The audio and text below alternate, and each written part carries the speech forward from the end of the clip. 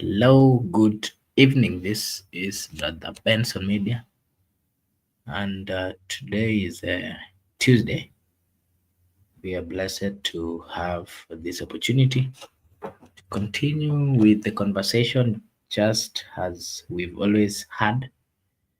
And today I want to take this opportunity to welcome all our viewers and to say hi to them and to remind you that this is Brother Benson Media, and here you say that your opinion counts. If you're watching for the first time, kindly like and subscribe. Before we continue, I'll give Miguda a chance to say hi to our viewers na tuambie siku yake imekuwaje, and then we get into the discussion for today. Miguda? Thank you, Makubura.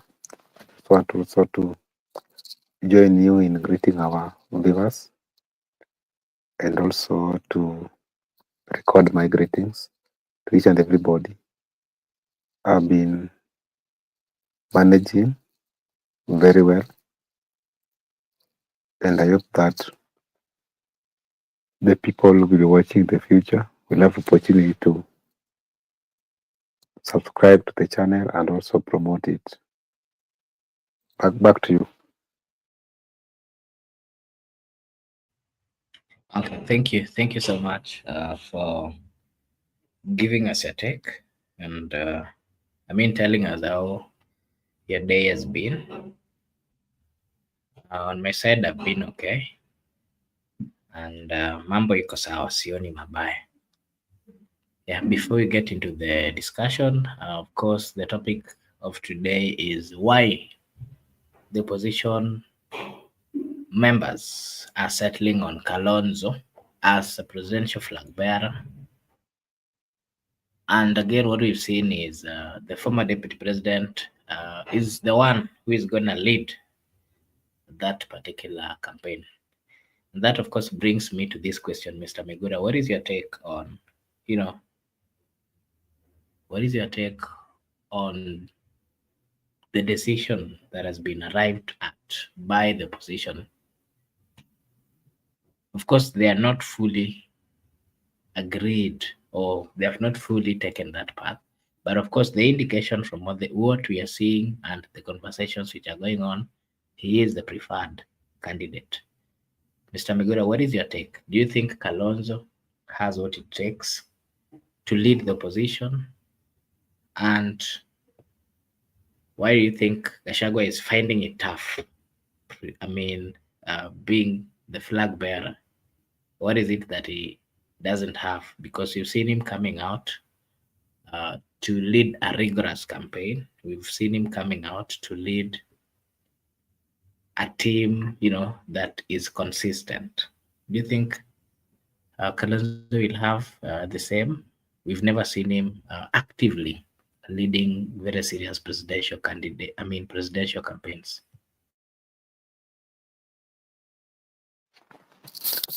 In terms of leading the campaigns, I can give it Rigathi Gachagua because we have seen him and actually we saw him campaigning for William Ruto. He has actually campaigned for William Ruto before. So it is something that we can speak from the historical perspective that he has actually assisted Ruto to become the president. The way he's good in ground mobilization and also is a puncher, whereby he punches hard, and also he knows how to counter the opponent.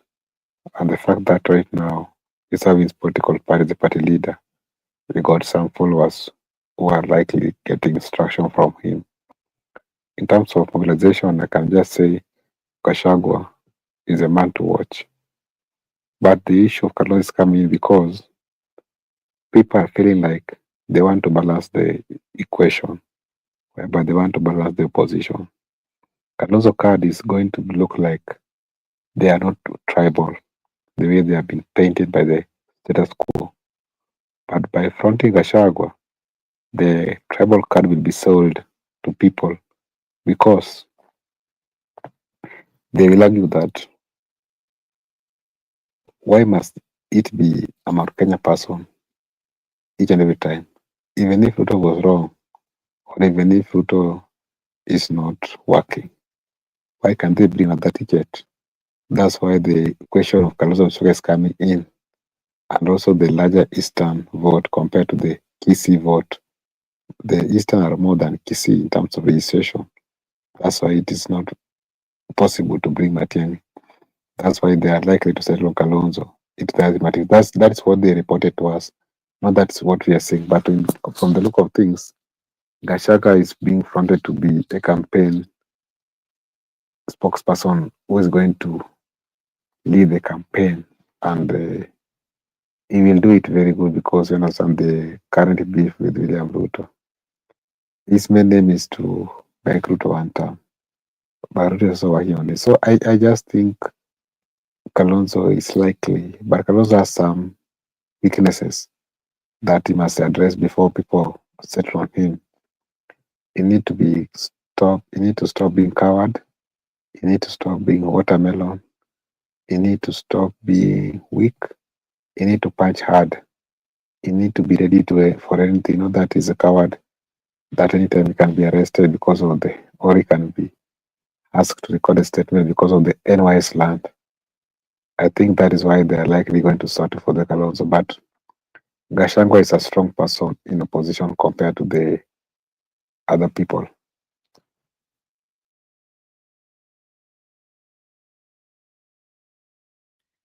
Okay, when still on the opposition, we saw them select Dr. Mukisa Kitui as their spokesperson, or the person who is going to lead the team, of course, in matters of communication. And of course, you've seen quite a number of leaders, of course, led by the deputy DCP leader, coming out to criticize that move. And is in his own thinking, he's saying that the party should involve more youthful tax than the old guns. That brings me to this question. What do you think about that? And do you think it aligns well and it's going to give them a good face in terms of inclusivity and in matters of working with youths? Inclusivity does not end with youth alone. Even the older people should be included. But you understand, me, in my understanding, it's like a game whereby it can be a game, or I have two perspective. One, Malala might be taking instructions from Gachagua that you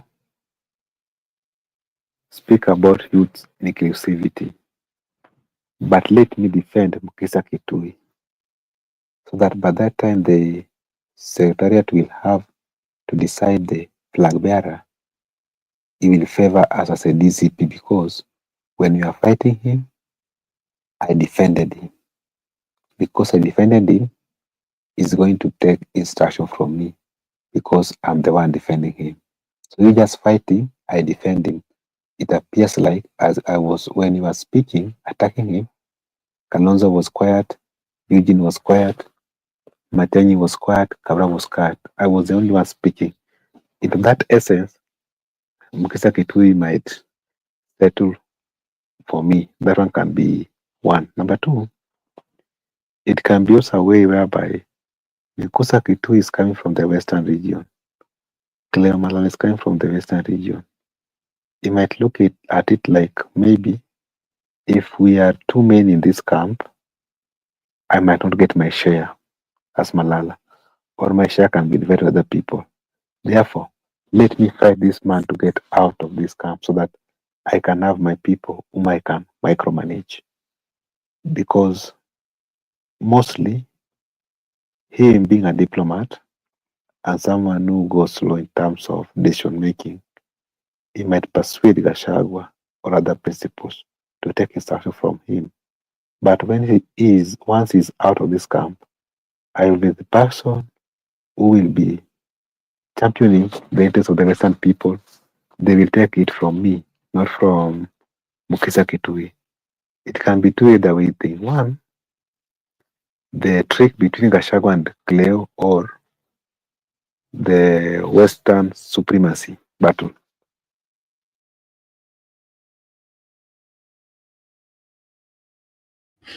Okay, thank you so much, Mr. Guda, for that. And of course, this evening, of course, there's a news that came in that one of the city lawyers was shot and actually died. And if you try look or understand how he was killed, it is not so different with what we saw when the member of parliament of Kasipul was also killed in the same manner. And of course, that brings me to this question. If maybe you can give us some information about the lawyer and, maybe where he's ever worked before, why, uh, I know we do not really know why and to what extent that was done. But if maybe you just know him, if he's ever been in the limelight, you can give us that update. And then after that, of course, there's the news that is still also going on about the Nepal, where the Prime Minister KP Sharma Oli resigned a day after protest triggered by a social media ban, leaving 19 people dead. And he resigned at a point when he was serving his fourth term. And that, of course, brings me to the question that what is happening in this other, in the world? Why is it that the leaders of the world do not really want to accept change and do not want to listen to their citizens? Good. I've also watched that tragic news that a advocate of the High Court of Kenya has been shot. The way you just said that it is not different from what happened to the lawmaker who was slain in broad daylight. The lawyer has been working with Chebukati closely when Chebukati was the presiding officer, national presiding officer. And there are some incidents whereby they appeared in same event with Chebukati. So I think you understand what Chebukati was doing in IBC. You understand what has been happening in IBC. But it can raise some questions because where he has worked is associate. But we understand that the suspect are presumed innocent until contrary is proven. We can't accuse anybody right now. That is left for the court. But Mark, remember, even there was a time whereby Kimani was killed. Kimani was also a lawyer, a criminal lawyer, who was killed, and he was he was killed by unknown people. To date, they have not been found. So some lawyers have lost their lives in tragic incidents. And also remember, Monica was shot in the seat of justice. But that one of Monica, we know who killed, who shot the leg. But there's a lawyer who died, a young lawyer. I think when we were in high school, he was also shot.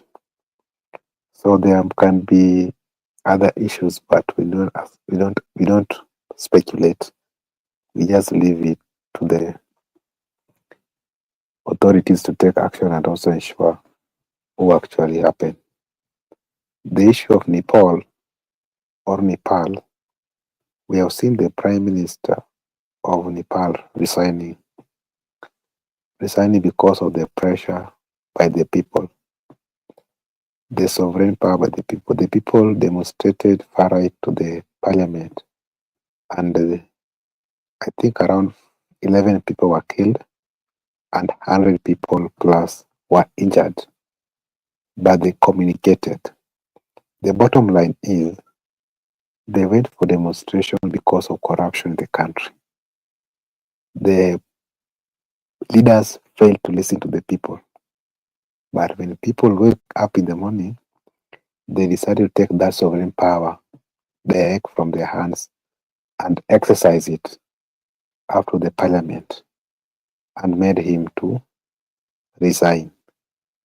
I want to congratulate the people for good work, because if they cannot listen or they cannot implement the constitution, the people will automatically take that power back and do whatever they want to with that power. Whatever the people will do with the power should not be a question or a concern. It will always happen. And right now, you understand that the Bangladesh one also went. But as we have been demonstrating, but the Africans ones have been adamant. That's why we have the popular coup in West African countries. Because if the people tried and failed, automatically the military usually comes and salvage the people. So people should not blame the Burkina Faso and allies. It is as a result of people, leaders have failed to listen, people have tried to demonstrate far right and also to express their sovereign power directly and withdraw that delegated from the leaders. But sometimes military can come in to protect the constitution and the state, because the military also took up to protect the state and the constitution. But it is always prudent for the people to take over, not the military.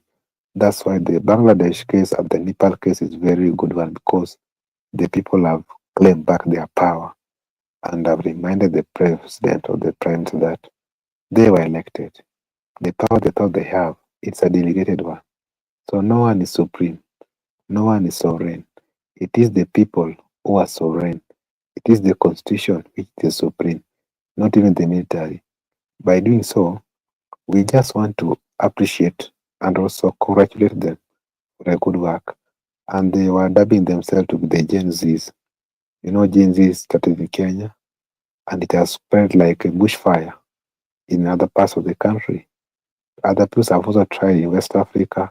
They haven't managed. The Uganda people tried, they haven't managed. The Accra Ghana people tried, they haven't managed. I think people are also trying to speculate things. But I just want to say those are the consequences of corruption. Because they decide to be corrupt, they are being corrected, but they have refused to listen to the people. Sikio la kufa liziki dawa. They decided to remain adamant, and that's how they have managed to do so. I just want to restrict myself to the people power. What I've read from the highlights.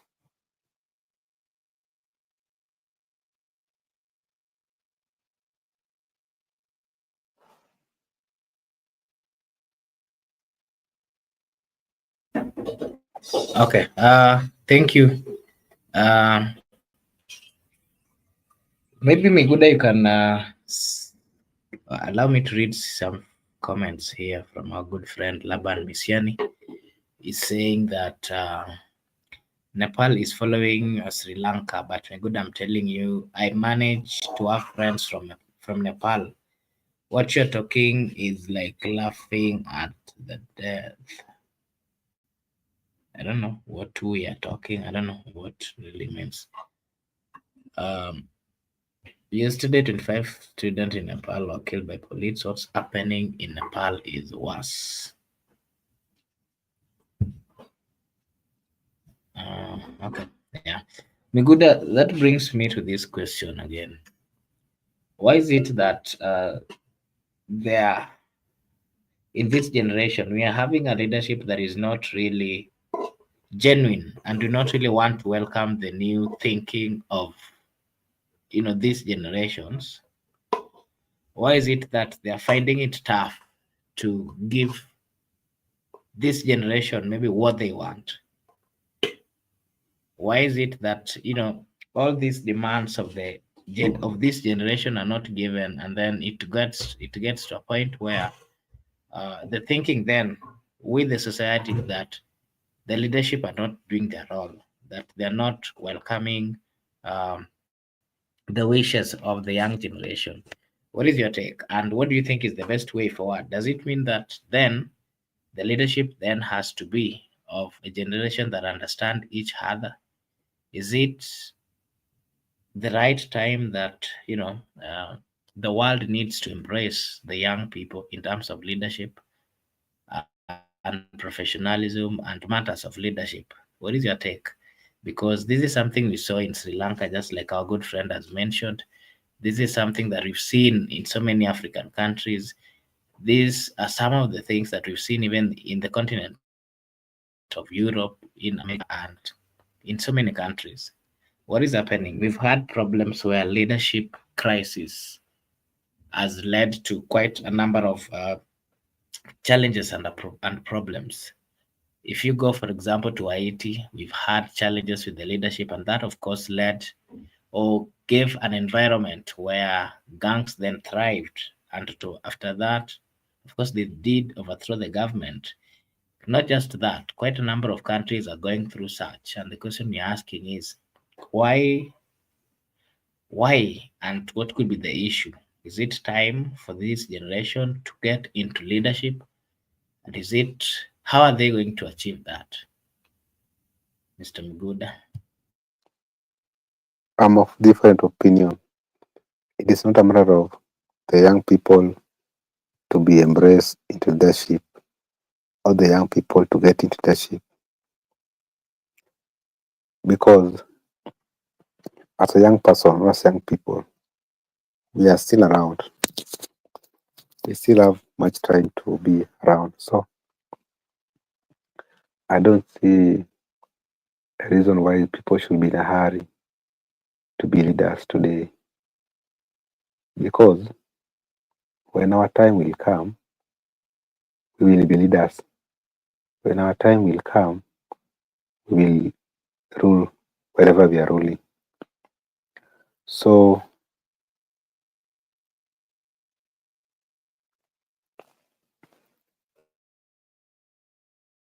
I've taken that from Laban. I'll take time and have the conclusive report so that I'll know. The young people should not hurry in leadership. The young people should wait, because I'm of opinion when the people who are in leadership currently were of our age, they were not in leadership. There were some people there, so they waited. And right now, they are having their time. I personally believe that our time is there, our time will come. As young people, there are positions we can have, there are things we can do. We should concentrate on those things and do those things. But allow the people who are there to have their shares. For instance, to have their time. For instance, when we appointed the chairperson of the IBC, there were people who present themselves who are young and old, the AG. I think let those people who can occupy those positions who have merited do so, or the current leadership. But our time will be there. This hurry whereby we want to conflict with the people in leadership, that's what is making it to be worse, because those people are currently in those positions. They are also not ready to quit. They are fighting back. And in the process of fighting back, we get into confrontation. And that's why we end up losing people. But I'm of opinion, if a young person has got a good idea, if a young person has got an opinion that can shape the economy, the politics, the social structure of the people, let that opinion and idea be embraced for the young people. If they are seeing it in a different manner, which can bring transformation, let it be incorporated. But the issue of fighting to take over from the older people or from the people of that time, I don't think is something that is good, because I believe our time is there. And even us, when we'll be there, we'll not expect the Gen Alpha to kick us out. We'll have to take time.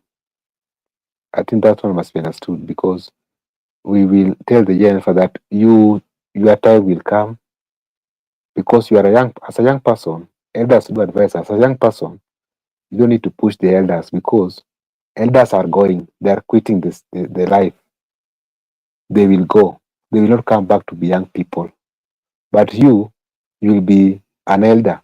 So your time will come and you will have those things to do. That one I think I've made it clear.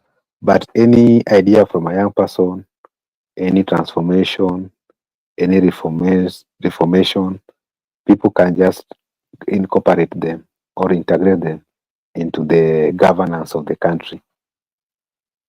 So, but we are not saying as a young person, if you have ambition, now you should quit because there is no age limit. Anybody can be member of parliament, provided you have the capacity, you are qualified, you are at liberty to contest, even gubernatorial, senatorial, women rep, even president. But the moment we have elected a person into office, the heart of the young people trying to get him by force through unconstitutional means. I think even us, when we reach there one day, we will not want people to push us. And also, we should sometimes give personal time to showcase whatever he or she can do to the people. But I've not bad anybody. Anybody can just contest. Anybody can challenge. Anybody can critic. Anybody can do whatever I do. But the issue of just kicking older people all over to create space for us, I still believe that our time will come and we will also occupy those spaces.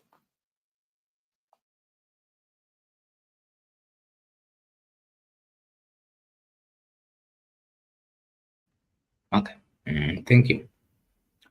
Laban here is saying that young people are helped to ascend to power.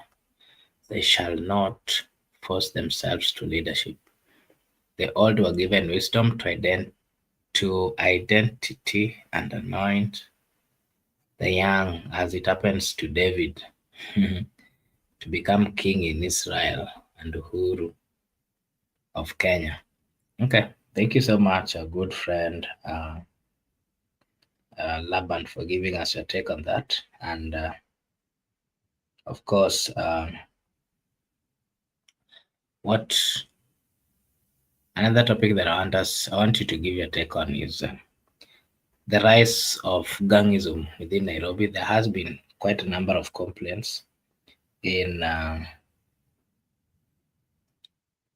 within the city, that is the CBD, of men or gangs coming up to rob properties from the people, the citizens who are working. And of course, we've seen the people, young people moving with some border border, and most of them are not really having good behavior or good intentions. Partly, if you remember the death of that member of parliament of Kasipul, Mondo Were Honorable, if you try understand the killing that happened, how it happened, we can of course tie it to the gangism that we've always seen within the CBD. And of course, what then happened today, of course, not very different, but very similar to what is we are witnessing within the CBD. The question I'm asking you is, do you think the leadership of Nairobi has the capability to control and to tame the rising of gangs within this county? And what is your take? Do you think the county should be disbanded and possibly be run by the national government? Do you think the MCAs and the governors are doing something, you know, that is productive to the county dwellers of Nairobi, Mr. Meguda? And again, not forgetting, we've had consistent conflicts between members of county assembly and the governor, not just the governor, the leadership of the entire county. We've had them having serious clash every now and then. What is your take on what is happening in the county government of Nairobi? You have asked me whether the government has got capacity to tame the gang or not. I just want to confirm to you that the government has got capacity to tame. And actually, the gangs are known, and even the sponsor and everything. Maybe they just don't want to take action, or it is something that got is meaningless or is clueless. That's why they don't want to get into it, because there's nothing that the government does not know. Let me surprise you. Even you, Obura, Mark Obura, Ruto knows you, and he knows what you are doing. He knows, even if he knows, but now, because the freedom of expressions. Yes, no, even they know Miguda, they know Benson, they know you. Even Murkome knows. The reason why I'm telling that they know you, and there's nothing you can hide from them, is because, and also you cannot fight everybody. When Murkomen was speaking, addressing the issue of the gangs, that's why I'm telling that it is something that is not going anywhere, because they are known, they have been identified, they have been located. Now they're just waiting for them to take action. Then, if they try to take action, they will be arrested. When Murkomen was speaking, he also addressed the issue of Kisumu. And the moment he addressed the issue of Kisumu, that is when I was persuaded that they have a very, very high intelligence on the ground. Because Murkomen is in Nairobi, but whatever he was reading is exactly what's on the ground. He talked about 43 brothers, 18 brothers, 42 brothers. When I was in the village just recently, I was informed by a local man, a drunkard actually, that there are 42 brothers within the location where I'm coming from. And I was so informed with an old mama that there are 42 brothers. I went to meet Assistant Chief, also informed that there are 42 brothers. And their leader was arrested. And now they are hanging. And when I was at Ushago, there are incidents which happened. Some chicken was stolen from somewhere, and they were the people who are being accused of stealing. And their leader currently has not been released, and has gone down. So if I had that information, then when I was watching the news, I had Murkomen say exact things the way that I was being briefed by the local people. That's why I'm telling you, these people have got a very high intelligence. Do not underrate them. Don't underrate President Ruto. Don't underrate Murkomen. In terms of intelligence, they just play to the gallery that NIS is dysfunctional. NIS is not dysfunctional. NIS is reporting exactly what is happening on the ground, exact, without any addition of comma and full stop. And this one I want to also advise our viewers. And when Ruto was saying is blaming his communication team, he was not properly advised. No, he just played to the gallery. He knew that finance bill was unpopular. He was told. But also he got instruction from IMF that finance bill must be passed. So I realized that, okay, the kind of intelligence Ruto is having and Murkomen, they even know, if they know you are home, they know where you are, they know even your movement. The only thing is that they have allowed that freedom of movement, expression. They don't want to interfere with you. And also the way he was talking, he said that there are 42 brothers, which I'm referring to you, in Kisumu County, in the next constituency. That is my constituency. And those 42 brothers, he also said that the leader has been arrested. And when I was at home, the leader was really arrested. So I was like, how did he know that 18 brothers are in are in Nyando, 42 brothers are in Nyakach, then 43 brothers are in Western, those are of Bungoma, and they're operating. And right now they're being hired by politicians. So that brief information, when I heard from Mukome speaking on television, I'm convinced beyond reasonable doubt that these guys got very, very, very, very, very high. In fact, anything happen even right now, even decided to, if you decided today to rob someone when you are harmed, they will know that is you have done that thing. The only thing is that they don't want to get many confrontations. But in terms of intelligence, don't joke with the government. So that's why I want to report to you that the gang in Nairobi is known, they are known, but what if it is part of the game? So it is part of the county government or is the part of the national government. No one can do anything, but they can be managed. It can only take them one day to to clean it. It is only that it must be done in a proper manner in terms of law. And right now, there are intelligence on the ground, actually, civilians, invisible, who are carrying out that task. So the government are able to tame that gang anywhere. And even the issue of bandits, it's only that you understand there's been a conflict whereby there are some MPs who are doing business with the bandits. But if they decided to clear it, even the issue of Al-Shabaab, the reason why today we are having Al-Shabaab at Boni Forest, this is how it works. But if they decide that they want to send away Al-Shabaab in Boni Forest, they will do it within a millisecond. So the people should be very careful that whenever you are engaging into illegal activities like gang, mistreating people, you are known. You can be arrested. You can be located.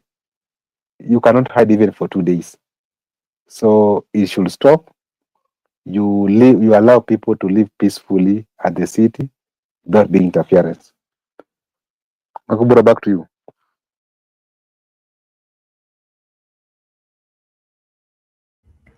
Okay. Just like you've mentioned, of course, this is a challenge that we've seen within the CBD, I mean, within the county. And we've also witnessed sometimes back when people are demonstrating, you'd see quite a number of young youths. Of course, they were being protected by the police, and maybe from the information we were getting, they were also being backed even with the politician, and specifically the governor, because we'd see them mentioning and in a way coming out to praise the governor. And the question I'm asking you tonight is, what is your take when it gets to a point where a group of gangs, because whenever someone is a goon, automatically the next thing, there's no difference between goonism and gangism. Someone being the gangs and the goons. Do you think the government or the leadership has a clean hand in ensuring that this is finished? Or because it looks like they're the ones who are encouraging this kind of moves, and it is becoming a threat to the country. It is becoming a threat to the Nairobians.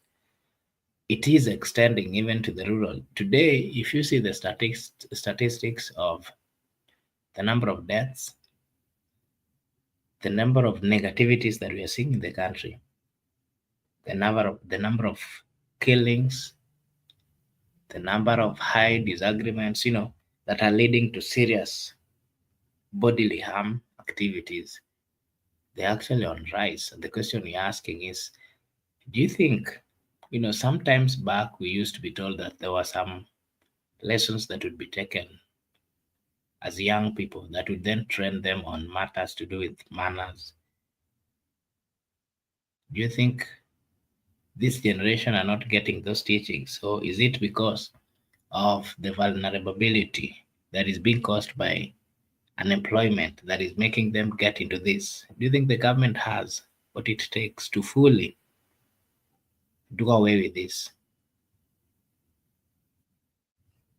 Eguda? I just want to say it is true. That's why I tell you that you find out that there are some politicians who are part of the gangs and bandits. That's why whenever you try to bring any initiative to deal with the situation, they go behind and also try to protect them. That is the challenge we are having as a country. And just to tell you that the Gen Z, all the young people we're talking about, we are mixed up.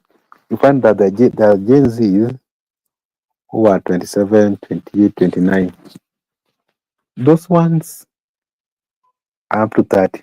Those ones can be tame. Those ones can be advised. Those ones can take advice and also can listen. But there's a certain age bracket with the Gen Z. The 24, 23, 22, 21, 19. Those ones are now the dangerous ones.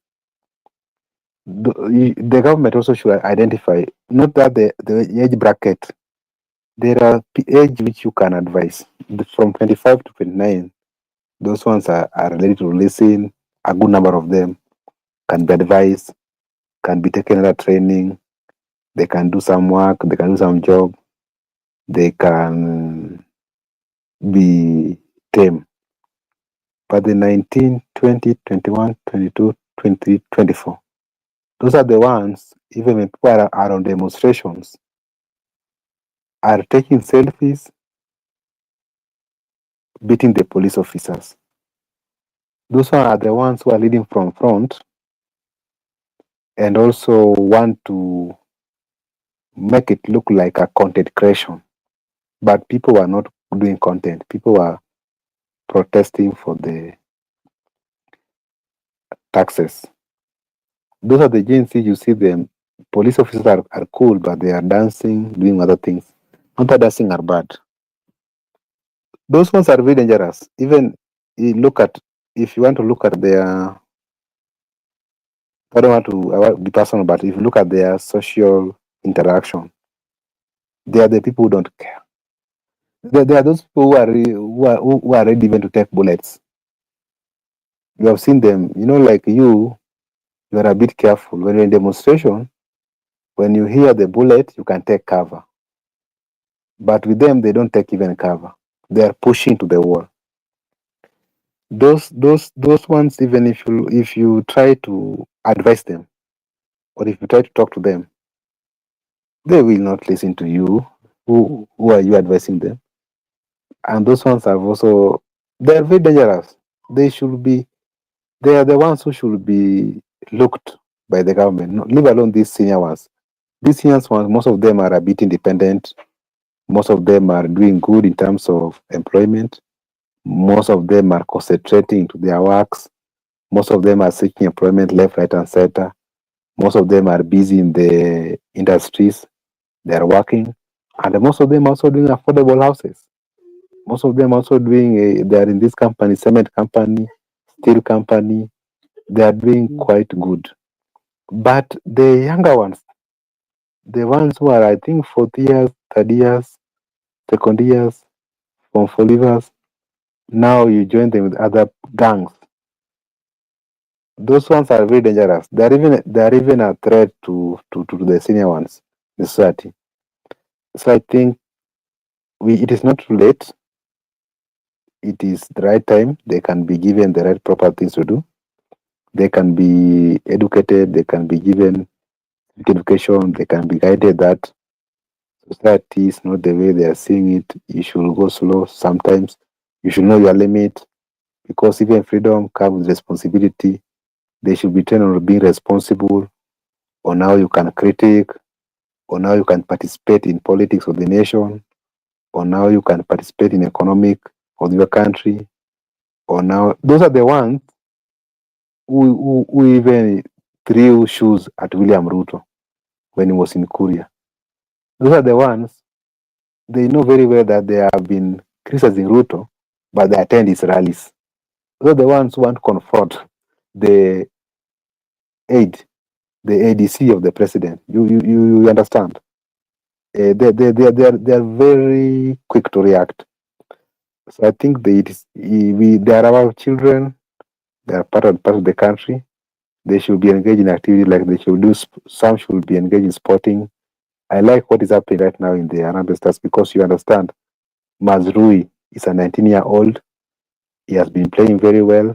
So at least he should be a role model to the peers that they can do other things to earn a living.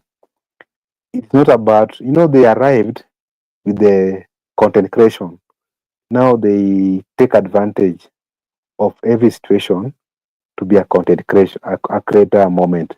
And even so, when Dalmas died, the former minister, they went there to make content. You saw them some more making content, and even if you look at the comments, the others are trying to give a direction.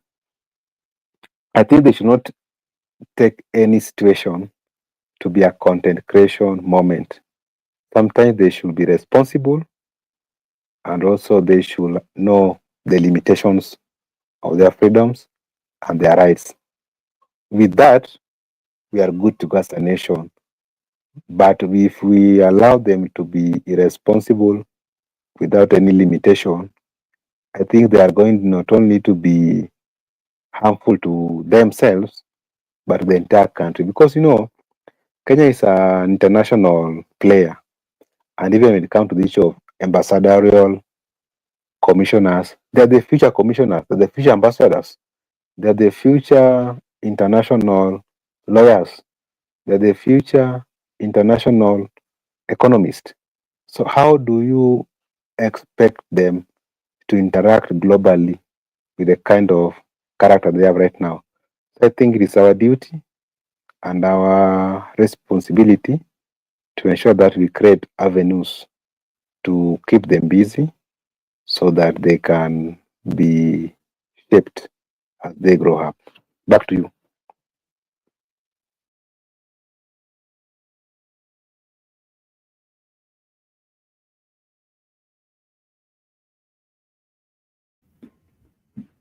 Okay, thank you so much. Allow me to say hi to our good friend Gypsy Corner.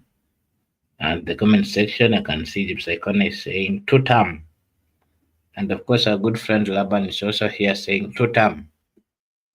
The question we are supposed to then ask them is whether they're saying it from their heart or they're just saying it to, I don't know. Anyway, we are saying hi over here to you, Gypsy Corner. We hope you're okay. It's been uh, it's been a while. Thanks for finding time to join us. Mm, Laban Miseni, you're right. With the embedded two term because Ruto doesn't have an opposition. Gypsy Corner wait Kisii County MCAs are on their way to State House, Nairobi soon. Two term is the way to go. Migudo, what is your comment on this comments from our good friend Migud, Gypsy Corner and Laban?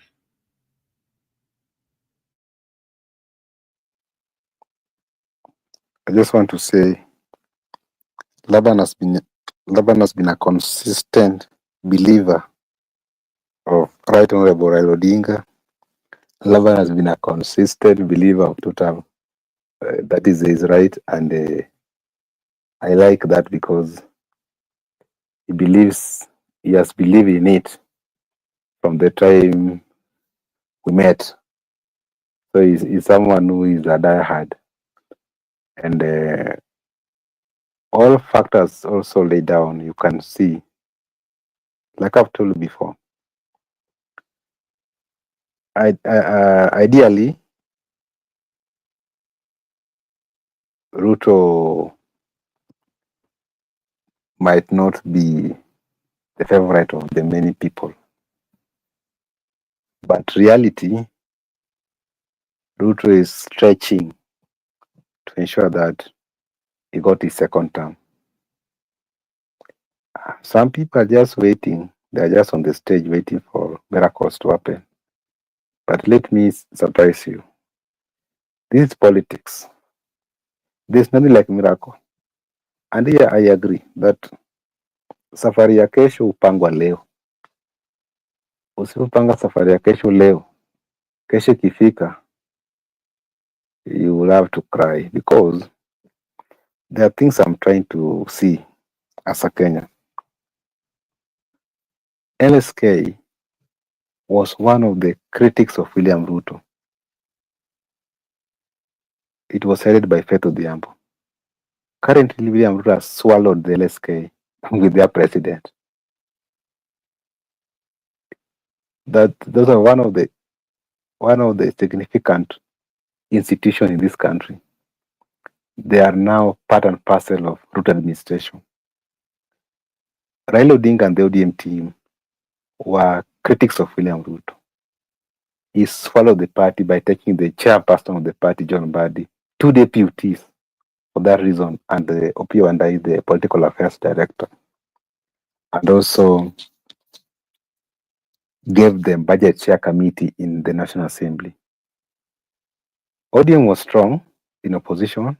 They are now in government. LSK has been strong, advocating for the extrajudicial killings and abduction. Today, Fetu Diambo has submitted to Ruto. Let look at the things. In the opposition, Gachagua appeared to be a one-man show. Kalonzo is not even praising. Kalonzo is not praising. Kalonzo is not even doing even a sit-up. Matiang'i, he appeared to be more of a popular in social media, but he's not hitting ground as per the empowerment team. And Eugene, I cannot even talk about him. Karua, invisible. Now, look at what is happening in empowerment team. Even though they appear to be unpopular, and also empowerment team appear to be like something people are trying to say that money is stolen, that is money from which is allocated for education, but backward ground. They are reaching people. They have been reaching people. They have been reaching people day by day, village by village, town by town. They have been reaching people, women, youths. Even though if you want to bring the theory part of politics, but there's also reality part of it. People can't be logic. Everyone cannot be a logic. So people will just take what is there. People just use that what is there. That okay, we saw them, they came, they gave us money. You are coming here, you are talking about good governance, you're talking about social justice, but what are you giving us? So that's the politics. And you know, the leadership structure which was established in this country or in the African continent is that make them poor, manipulate them, they keep on electing you. That's exactly what they are doing. Manipulating voters, make them poor, staying 2 term, staying 1 term. And also William right now, in terms of strategic, I think it's very strategic. Even appointing Odhiambo was very strategic. And even the issue of the issue of empowerment, they are very strategic. They know very well that Mount Kenya is gone. They're not in Mount Kenya, they're in other part of the country. And even look at the budget. Me, I read the budget 2025, 2026. If you look at the allocation of projects, that is nothing but strategic allocation. And even the roads which were chosen are very strategic. So that whenever we campaign 2027, it comes like, hii barabara nilijenga, hii soko nilijenga, hii hospitali nilijenga, hii stadium nilijenga, and that's how it will be. So like in Nyanza, it's very easy to campaign because it was given ultimatum tufanyie maendeleo, but it's their right to have maendeleo. But if you go like, it will say that even though you are saying it's your right, but they have been present in this country. Have you ever seen stadium? Have you ever seen roads? Have you ever seen markets? Have you ever seen women empowerment? Have you ever seen youths? So even if you're disagreeing with me, but at least there are things you have seen. Have you ever seen president coming into your county more than 6 times? Those small things, you understand? Those are the things that attract voters. So I think it is high time we wake as people and come to reality that the unpopular candidate, William Ruto, is doing much in terms of campaigns, in terms of planning, in terms of reaching out votes compared to opposition. So opposition should refer to Ruto because the guy is out. People have been criticizing him, propagandist, a liar, but he keeps on lying. You know, the more you repeat a lie, people tend to believe it and take it to be the real thing. So the more you tell people that nitajenga, then it sticks to them ya kwamba atajenga. I think he has mastered the heart of the politics of the African people. He has mastered the art of the politics of the Kenyan people, and it's at the master level. And the competitors are still being undergraduate. They've been admitted to the school of politics, and the master is there, mastering those, trying to teach them politics. And no, this is why I'm saying he's a bit crafty. Ruto is crafty because he has successfully enabled the opponents to engage him because it was like you are saying Ruto must go, you are saying one term, you are saying Kasongo must go. But with me, I'm saying affordable houses. And in the real sense, even if they are not constructed in a proper constitution or they have been deducted money from pay slips, but the thing is, you can see them that these are affordable houses. That's how a voter reason that they are affordable houses. Even if you are saying SHA is scam, SHA is working, not working, but there's a SHA registration, you can register SHA. Even if you are saying that watu wakuli barabara, but there are people who are saying, since for the first time, we are seeing a road, like the people from Soba. For the first time, they are seeing like 4 roads in their constituency. So even if you are saying, what is the other manifesto for Ruto? Even if you are saying that markets, what do we do with markets? Women are already in those markets working. So it is you who will say you don't want, but ordinary people are doing it. Even if you say they went to State House, they ate rice and chicken. To them is very important because they will argue, Uhuru was there in 10 years, he never gave us rice and chicken.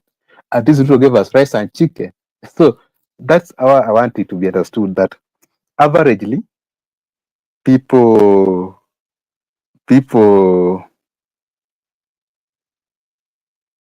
people tend to reason that way. Makubura, you can be logic. Like you are logic.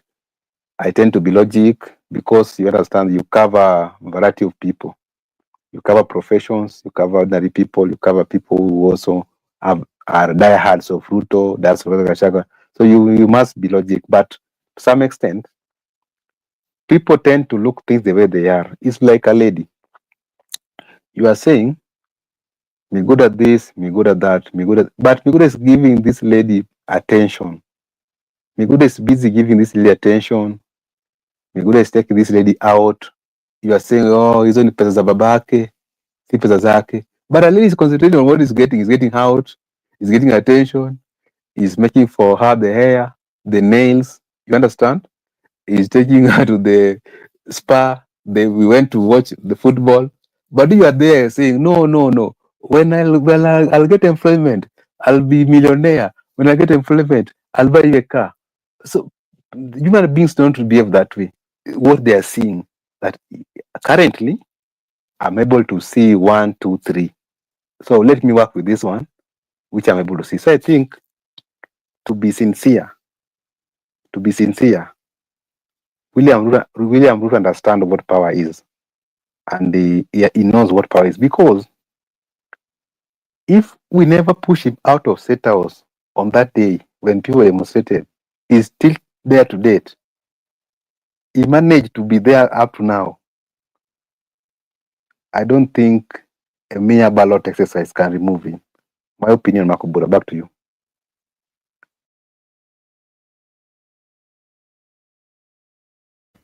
Okay. Thank you so much, Mr. Miguda, for finding time to come and give us your take. We really appreciate our good friends Laban Misiani, Gypsy Corner, and everyone who is watching us at the call. I mean, who is watching us, and also those who have communicated at the comment section. We really appreciate. However, yeah, it's very late, so I don't think we'll proceed for today, Migoda. I think we'll just call it a day. I'll just give you a chance to give us your final remarks.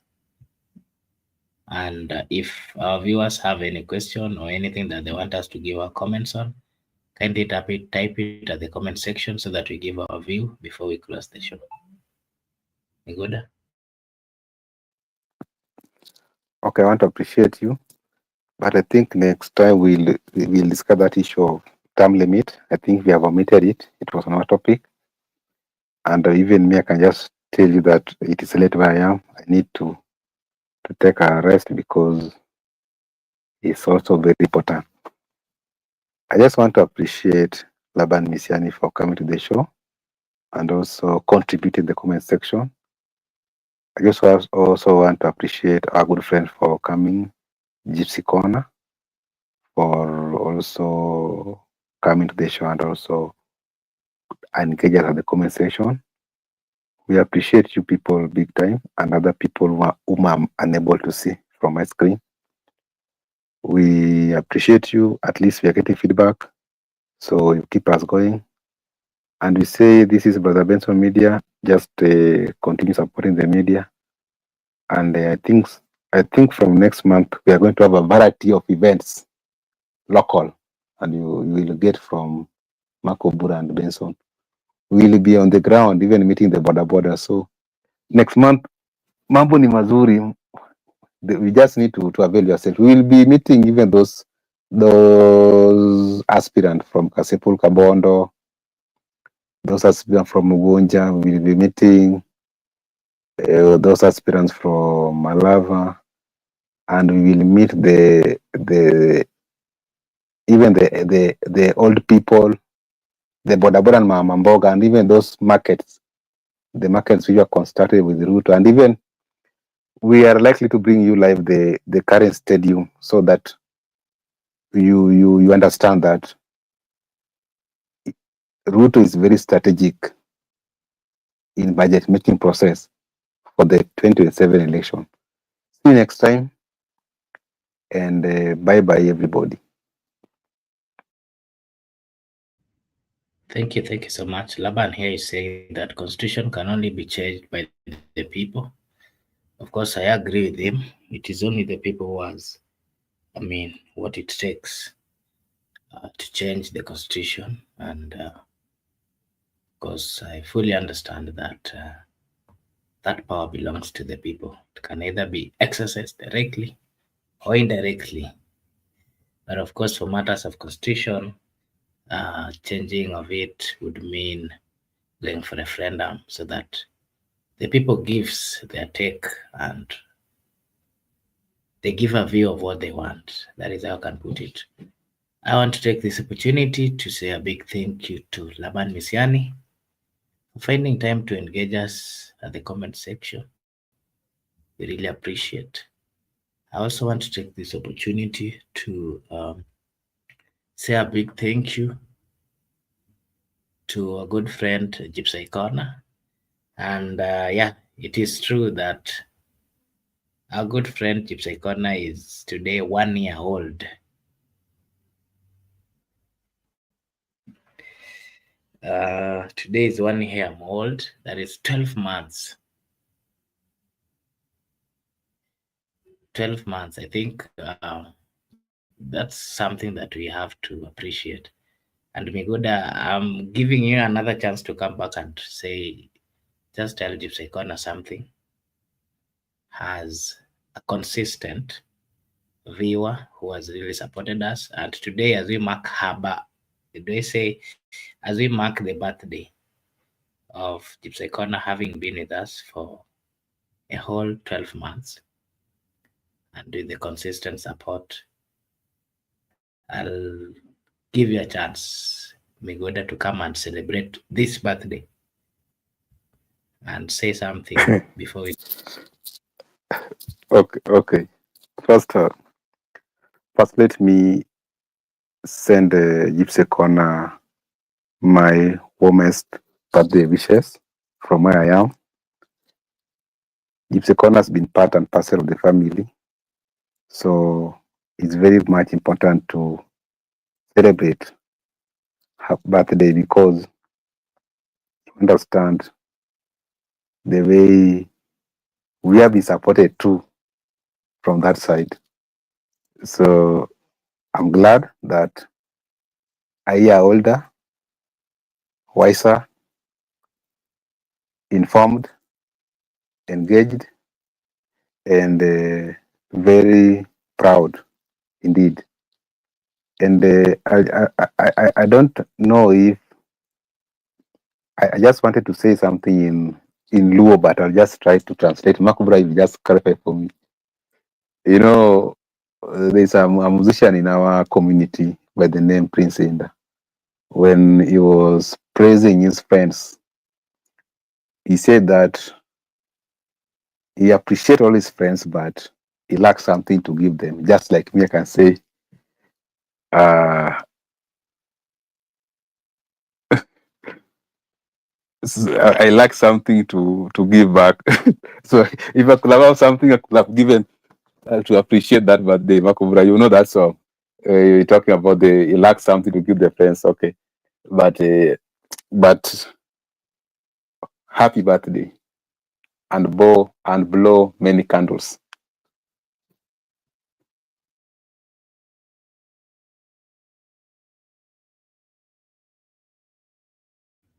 Okay, thank you. Thank you so much, Migoda, for giving us your comment. Allow me to also acknowledge and say a big thank you to our good friend Gypsy Corner for the consistent support and for always being there for us. We really appreciate, and we celebrate with you all that period that you've been with us. We really appreciate. We don't take it for granted. Thank you so much once again for your consistency. Of course, not forgetting our good friends, Kinalaban Misiani, Judith, among others who have also been with us for quite a long time and they've always stood with us. We really appreciate. Thank you so much. I want to take now this opportunity to wish you all a blessed night, a blessed morning, afternoon, evening from wherever you're watching us from. Thank you so much. See you again tomorrow.